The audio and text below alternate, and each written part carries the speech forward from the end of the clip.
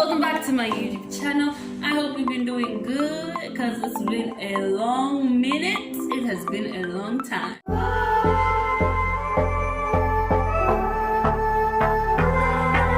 But I am back again with another video. Okay, so today I am going to have a story time. I'm going to tell you guys a story of something that happened to me that I thought was like, okay, it's not hilarious. Then it wasn't, but now I'm just looking at it and I'm like, wow, okay, we made it. We made it.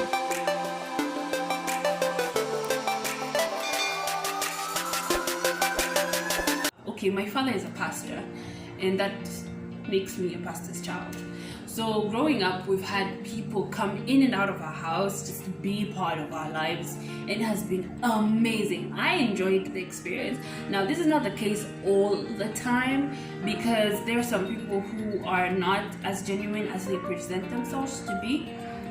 In 2014, 2015 there was a conference that happened in Rwanda, like a small conference, and there are pastors that came in from Kenya and from some church that I do not seem to remember the name.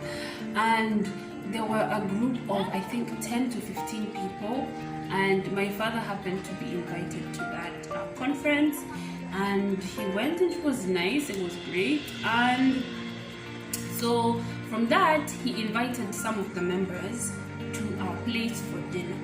So we had dinner with them, and they ended up spending the night at our place. But now this guy Manu, I think that was invitation enough for him to always keep coming back. This one time he comes to our place, he didn't tell us. So this guy comes and he stays. He actually overstayed at our place.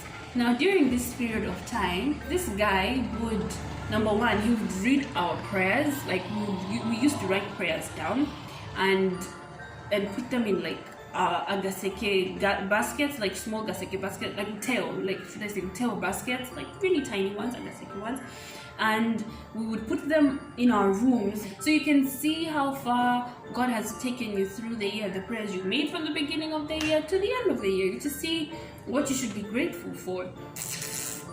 Well, this guy did not know what boundaries were because he used to enter our rooms when we were not in the house and read our prayers. My mom had lent him this book, like a photocopied version of this book, because this one is it's those one of those precious ones that she handed it over to me too, and it's good. Like, so what happened was this guy took it and we didn't see it the whole time that he was at our place. We didn't see it at all. So this one time he comes and we're watching a soap opera, and he turned off the television and he was like, "What are you guys doing? Do you not know you're inviting demons into your house?" And we were like, "My God, I felt violated because I really loved this show."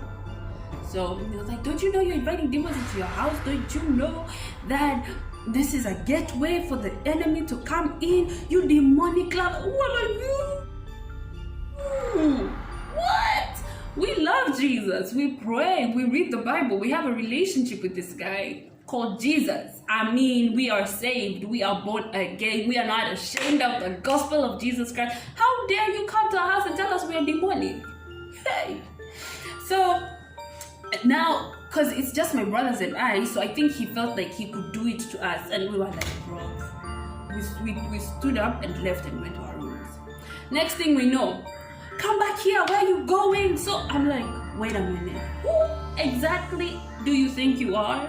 I don't get out of my room and I just lock myself in there because I'm like, no, I'm not gonna do anything like that. You're not who? First of all, you just call me a demon loving person. Who does that in my mother's and father's house? Well, you can keep shouting in the living room by yourself. I'm not gonna give you audience. Nuh-uh. So I think he took that and he was like, "Oh, you guys are just rude." He came and told my parents how rude we are and how we were not listening to him, how we are opening gates of demonics to do what into our lives and into our home. Then the next thing I know, we are being told that we're going to walk around our house to break the 7 walls of Jericho down. Jericho had one wall. This guy was like 7 walls of Jericho down, and we're gonna walk 7 times around our house to break how many walls? 7. So we're like, this is so strange. This is so strange. I was like, let's go, run up the team, let's go. We're walking around the house 7 times. So we go.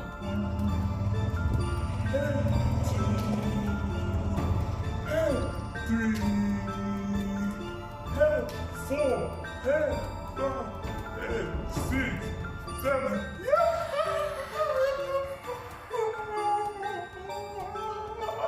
And we're expecting some huge miracle. I don't know what we were expecting, honestly, when we were doing this, but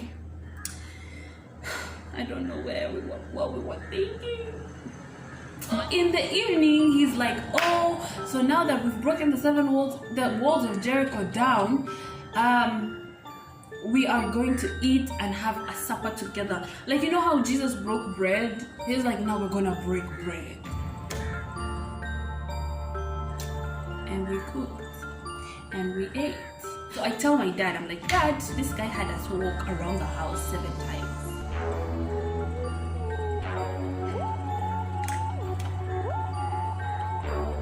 My dad was like, okay, so what were you trying to achieve while doing that? I was like, no, he said that we were breaking the 7 walls of Jericho down. My dad was like, can you use your brains? Can you use your brains?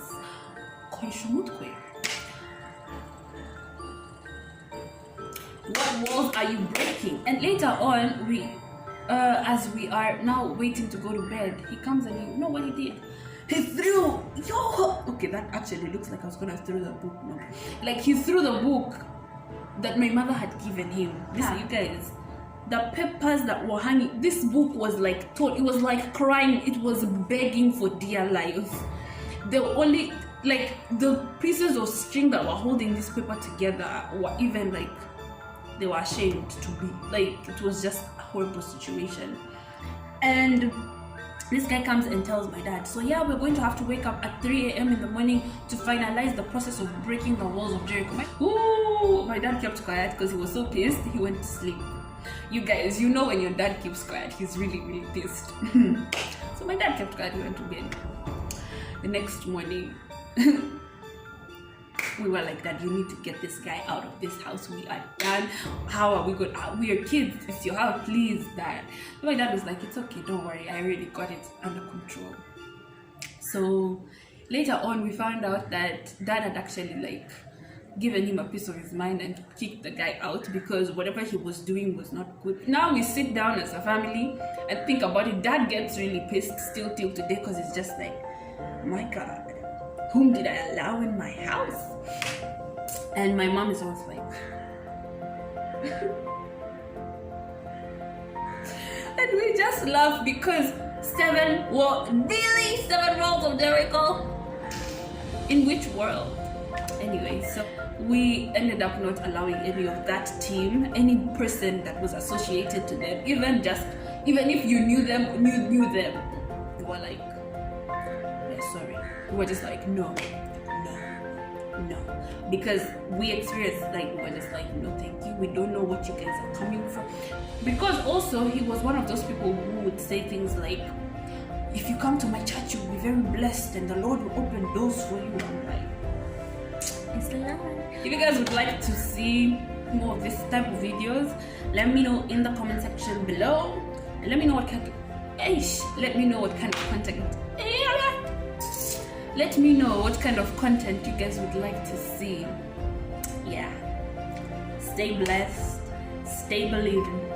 Stay using the spirit of discernment. And love. Okay, that means I'm hard.